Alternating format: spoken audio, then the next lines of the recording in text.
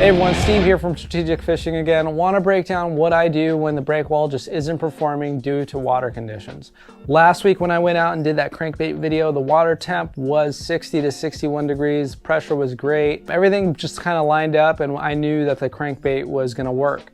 This week I went out on Thursday and Friday. I knew that the water temperature was down before I was going out there. I figured I'd still be able to scratch away at a couple fish. I got out there. We fished the outside of the San Pedro breakwall. Water temp was low as I knew it would be, but we also came across some moon jellies. It looks like there's a bloom going on. Couldn't find biting fish in front of San Pedro breakwall. Went over to the federal breakwall, that middle section. Same thing, couldn't get anything to bite. Ended up going on the inside of the federal breakwall, and we managed to get a couple of short bass and some small sculpin, but not what we were looking for. I only had a couple hours to fish that day, so that pretty much wrapped up the day. Came back the next day and I already had a plan of what I was gonna be doing based on the conditions that I saw the day before. However, when I went out, I did stop inside the middle breakwall just to give it a shot. We fished it for about 15 minutes, and as I suspected, no biting fish again, very, very slow. So what I did then is move deeper into the harbor looking for warmer water. The pressure was great, so I knew that the fish would be biting. We were fishing the incoming tides. I knew that there was gonna be water movement, so the fish should be biting.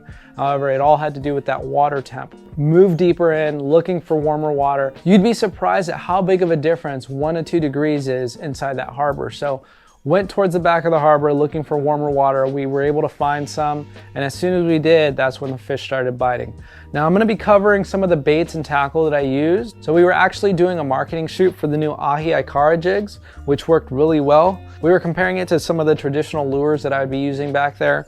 So some of the stuff that I would use would be something like this, which is a 2.5 inch swim bait on a 1/2 ounce lead head with an underspin, or a 3 inch swim bait on a swim jig like this. Or you can also pair a swim jig with a creature bait like this. The A-rig is also very common to throw back there. That works well as well. However, one thing that I can tell you is that day, the Ikara jig was outperforming all this. We had 3 guys on the boat, plus another guy on another vessel. All of us started off throwing different things, and one guy was on the Ikara jig, and we quickly saw that the guy that was on the Ikara jig was constantly bit. So all of us switched over to Ikara jig, and we just started slaying at that point. The setup that I was using is a Shimano GLF rod. This is a 15 to 30 medium heavy rod with a fast action, and I've paired it with a Stratic 3000 reel. It's loaded with 30-pound braid, and I was using 20-pound GT4 fluorocarbon with this. So the reason I was using 20-pound fluorocarbon is because when you're fishing deeper in that harbor, you're fishing a lot of pylons, a lot of heavy structure, jetties, stuff like that. And sometimes you're gonna need that pulling power to be able to get those fish out of the rocks or around pilings, and you need abrasion resistance, and that's why I like using 20-pound GT4 versus something that's lighter.